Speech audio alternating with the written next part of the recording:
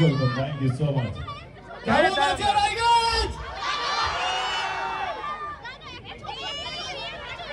অসংখ্য ধন্যবাদ যারা এখানে মঞ্চে উপস্থিত হয়েছেন আজকে, মানে আমাদের মাঠে যারা উপস্থিত হয়েছেন, যারা বাড়ির ছাদ থেকে দেখছে আমাদেরকে হ্যালো এদিকে হচ্ছিল, হ্যালো হ্যালো হ্যালো হ্যালো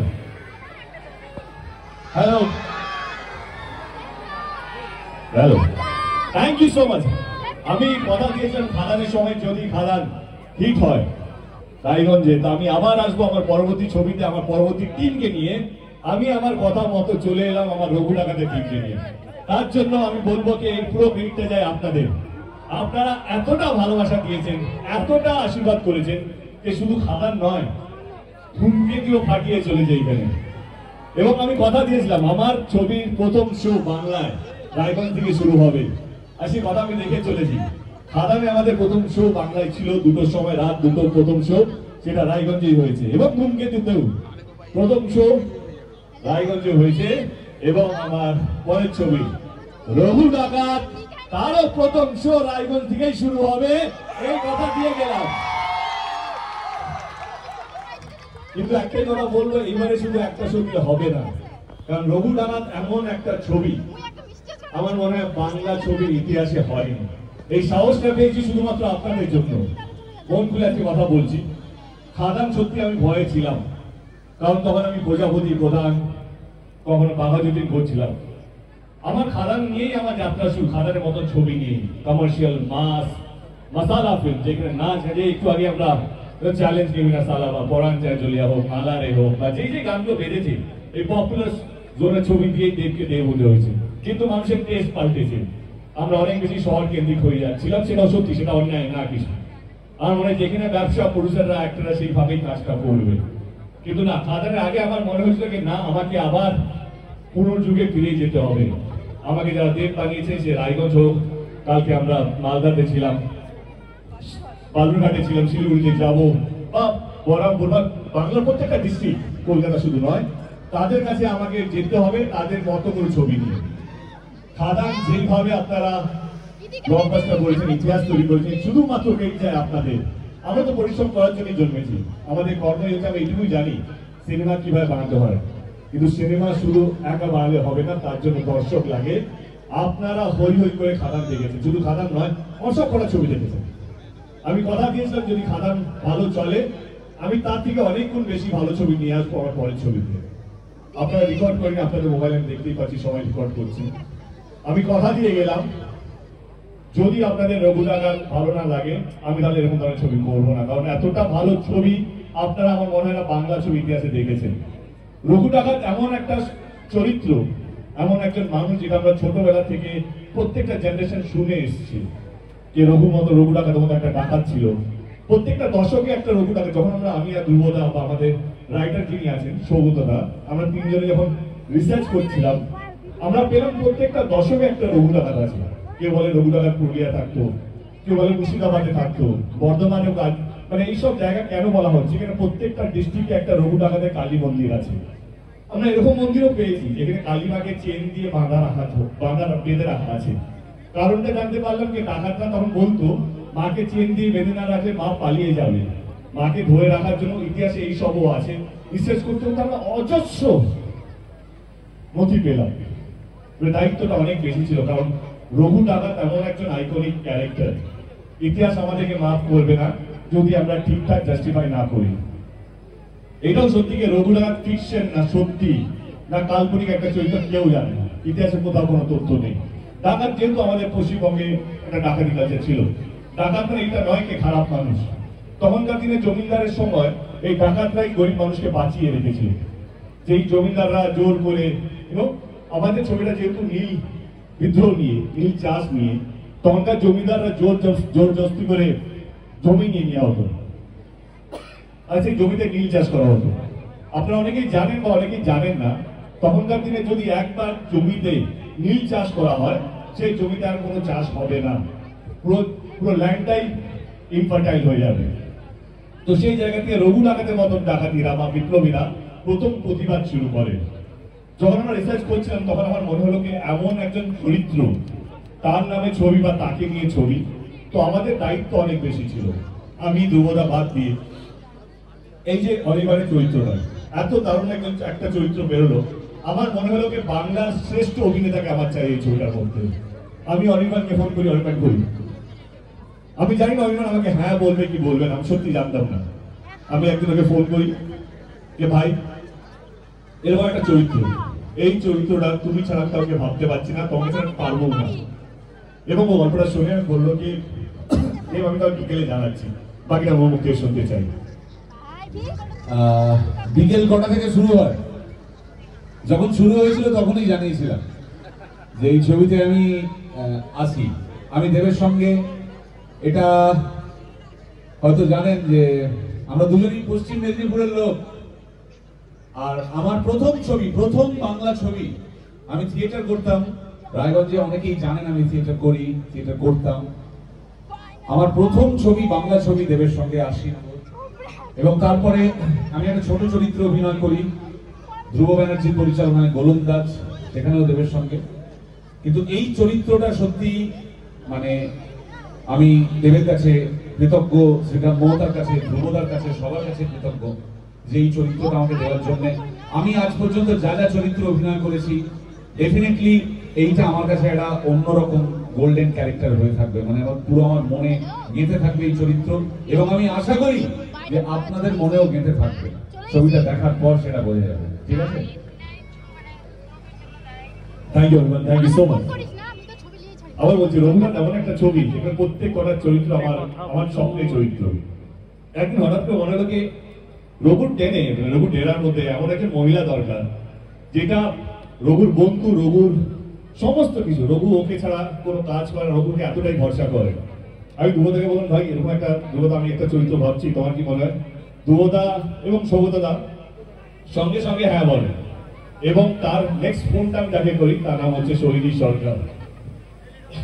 গুঞ্জার চরিত্রটা এমন একটা চরিত্র, আমার খুব প্রিয় চরিত্রের মধ্যে যদি তুমি বলো এই রঘুডাঙ্গার মধ্যে 3-4টে চরিত্র যদি বলো তো ডেফিনেটলি একটা অনির্বাণ।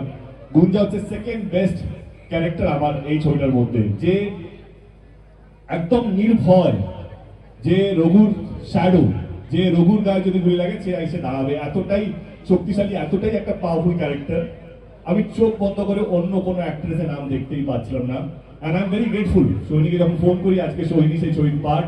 সোহিনী এই ছবিটার জন্য, এই চরিত্রটার জন্য কখনো হর্স রাইডিং শিখেছে, কখনো আমাদের ট্রেনিং অনেকটাই, কারণ আমরা কোনো ডিপার্টমেন্ট খালি রাখতে চাইছিলাম না। ছবিটা দেখার সময় এটা যাতে না মনে হয় যে ইস আর একটু ভালো হলে ভালো হতো, আর একটু ভালো হলে আরো ভালো লাগতো। প্রত্যেক কটা চরিত্র, প্রত্যেক কটা অ্যাক্টর আমার ছবিতে জীবন দিয়ে কাজ করেছে। তার মধ্যে সোহিনী প্রত্যেক কটা ট্রেনিং, সেটা লাঠি খেলা থেকে আরম্ভ করে সোয়ার্ড ফাইটিং থেকে আরম্ভ করে অনেকটা ঝলক আমরা টিজারে দেখেছি, কিন্তু সিনেমাতে ও যা করেছে আমার মনে হয় আমরা কেউ পরিকল্পনাও করতে পারবো না। সোহিনী প্লিজ দাঁড়াই, গুঞ্জা হওয়ার experience. Thank you so much.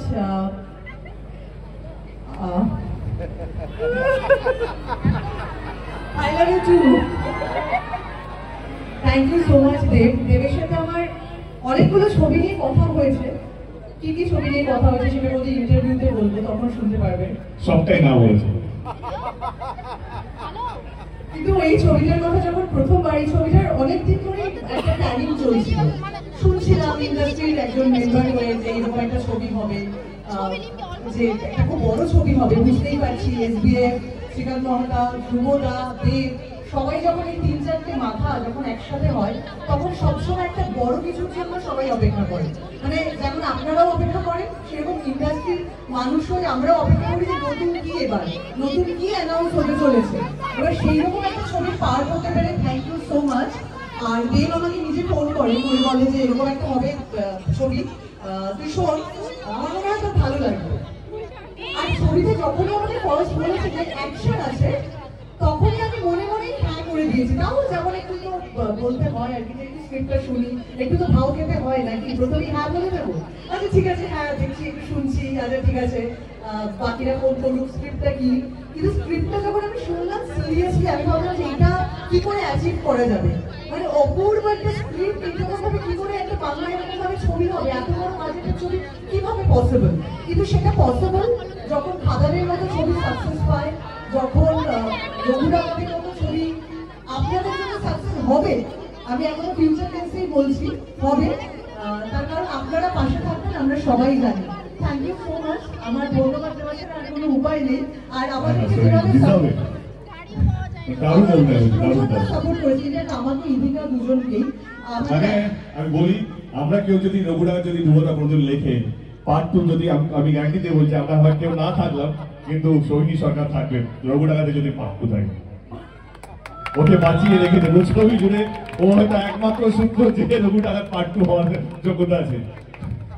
আচ্ছা, এত কথা বলবো না আমরা এখন, কারণ কে ভিলেন, কে হিরো, কে হিরোইন, এগুলো তো সব ছবি একটা পরে বোঝা যাবে। পিকচার আমি বাকি হ্যাঁ মেরে দোস্ত। Okay, thank you dear, thank you so much. আরেকটা চরিত্র খুব ইম্পর্টেন্ট একটা চরিত্র ছিল দুর্লভ রায়। আমরা অনেক কিছু মাথায়, আমি আর ধ্রুবদা আমাদের পুরো টিমকে এই ছেলেটাকে কোথা থেকে নিয়ে আসবো, যে তার ফিজিক্স খুব দরকার, দেখতে যেন ভালো হয়। মানে তখন আমরা বিনোদিনী শুটিং করি, আমি একদিন ফ্লোরে যাই, শুটিং দেখতে যাই, এবং আমার সেখানে ওমকে দারুণ লাগে। আমি ফিরে এসে ধ্রুবদাকে বললাম যে আমার ওম খুব ভালো হবে, এবং ওম আজকে শুটিং শেষ করেছে। আমার মনে হয় ওম দুরন্ত এই ছবিতে, হাইলি এনার্জেটিক, মানে সুপার ওবিডিয়েন্ট, মানে ডিসিপ্লিন বলে। হ্যাঁ, যারা ডিরেক্টর প্রডিউসার আমাকে শুনছেন এই মুহূর্তে দাঁড়িয়ে রায়গঞ্জ থেকে, আর মনে হয় ওমের হিরো হওয়ার যোগ্যতা এখনো আছে। তো প্লিজ যারা কাস্টিং, আমি তো মাথায় আছে, ও দারুণ কাজ করেছো। Thank you so much. কেমন লাগলো? থ্যাংক ইউ দিদা, থ্যাংক ইউ। দেবদার প্রোডাকশনই মনে হচ্ছে করবো এরপরে, বাট থ্যাংক ইউ দেবদা, thank you so much, thank you.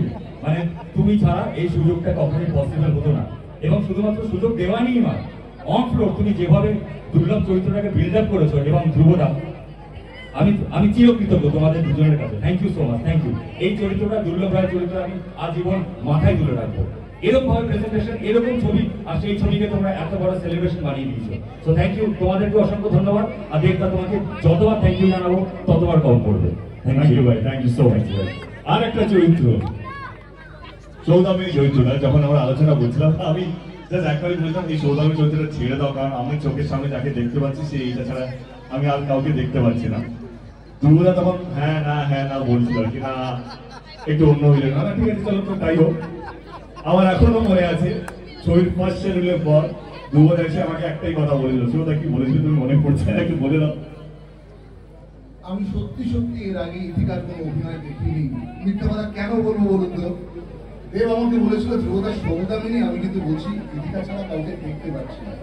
আমি সত্যি হ্যাঁ না, আচ্ছা ঠিক আছে, বলছে নিশ্চয়ই খুবই ভালো হবে, কারণ তারপর সবাই বলছে ধ্রুবদা ইদিকা কিছু তো একটা হবে, না হলে আমার দেব বললো, তারপর টিমের সবাই বলছে ইদিকা প্রথম শটটা দিল, বিশ্বাস করুন। আমি এসে দেখতে বললাম যে she's the greatest surprise package of the film. Oh my God, she is born to be a commercial actress. One of the best that we are getting. Recent Irani bale onodo eto bhalo commercial actress Bangla cinema সত্যি আমরা দেখিনি। মানে এটা ও deserve করে। আপনারা যখন ছবিটা দেখবেন, ও ফাইট সৈনিক দুর্দান্ত ফাইটিং করেছে, এটা দেব বললো, আমিও বলছি ইদিকা যে কি ভালো ফাইটিং করেছে দেবের পাশে, আমরা দেবের পাশে দাঁড়িয়ে। আচ্ছা, আমি একটু বেশি বলে ফেললাম, ওদের খুব হচ্ছে, বাট বিশ্বাস করে খুব ভালো। ইদিকা, your experience? আমি লজ হারিয়ে ফেলেছি, কি বলবো, কারণ ছোট করে বলতে হবে। বাট আমি যদি অ্যাকচুয়ালি তোমাকে থ্যাংক ইউ দেওয়া শুরু করি, তাহলে আমাকে প্রথম ক্যারিয়ারের শুরু থেকে থ্যাংক ইউ দিতে হয়, কারণ আমার দুটো বড় ছবি, যেটা আমার মনে হয় এই মুহূর্তে বাংলা সিনেমার সব থেকে বড় ছবি হবে, যেটা খুব লার্জার দ্যান লাইফ বানানো। আর সেই দুটো বড় ছবি, যেটা তোমার ড্রিম প্রজেক্ট, সেখানে আমি একটা পার্ট, এটার জন্য আমি সারা জীবন গ্রেটফুল থাকবো। You deserve everything. Thank you so very much. আর দর্শকদের উদ্দেশ্যে বলি যে থ্যাংক ইউ, আপনারা এত ভালোবাসা দিয়েছেন, এত ভালোবেসেছেন, পাশে থেকেছেন। আজকে হয়তো এখানে আমি এই মুহূর্তে স্টেজে দাঁড়িয়ে আছি just because of him and you guys. Thank you so much. এভাবেই পাশে থাকুন, ভালোবাসুন, এবং আমাদের সকলকে একসঙ্গে এগিয়ে নিন। Thank you. আর দুটো মানুষকে ধন্যবাদ জানাবো, আর বেশি সময় নেবো না, আমরা জানি আপনারা অনেকক্ষণ ধরে আছেন। একটা নাম হচ্ছে শ্রীকান্ত মহতা, শিওর এখন লাইভ দেখছে আমাকে। Hello Shrikant, can you see me? Okay fine, কোথাও আমাকে লাইভ দেখছে হয়তো। আমার শিখার মতো যদি ছবিটার সঙ্গে না যুক্ত হতো তাহলে এই ছবিটা এত বড় হতো না, কিন্তু এত বড় হতো না।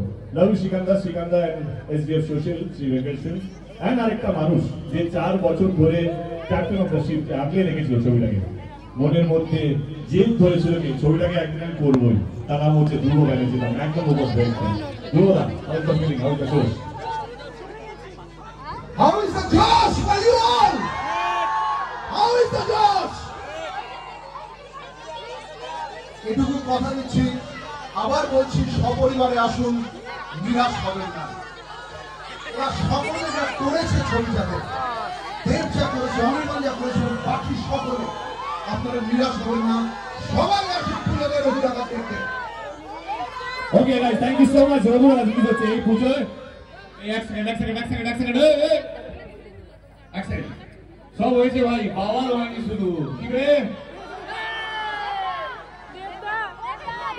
এখানে দাঁড়িয়ে ভালো ভালো কথা বলছি বলে কি ভাবেছিস? ভিলেনিটা ভুলে গেছি, ওটা আমারই কাজ। আমি ছবিতে দেবের বন্ধু নই ভাই, তবে আমি ভিলেন রে। তোমরা কি সবাই দেবের ফ্যান? দেখি আগে ভাই ফেস টু ফেস।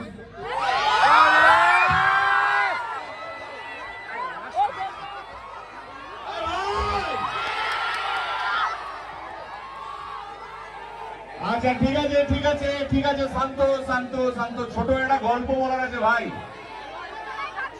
আরে বলতেছি, গল্পটা বলতে দাও।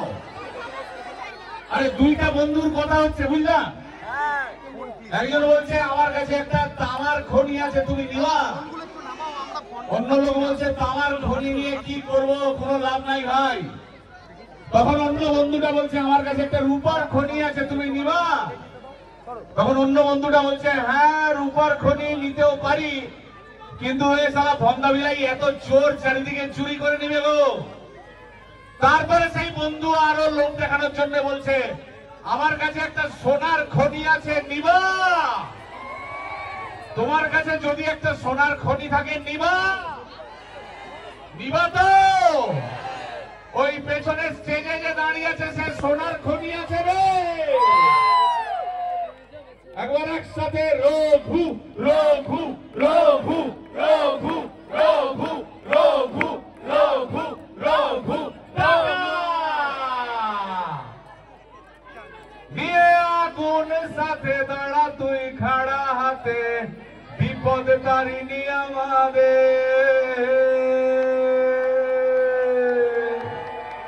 নাম নিয়ে জয় কালী, নাম নিয়ে জয় কালী, নাম নিয়ে জয় কালী। হাতিয়ার তোল রে হাতে,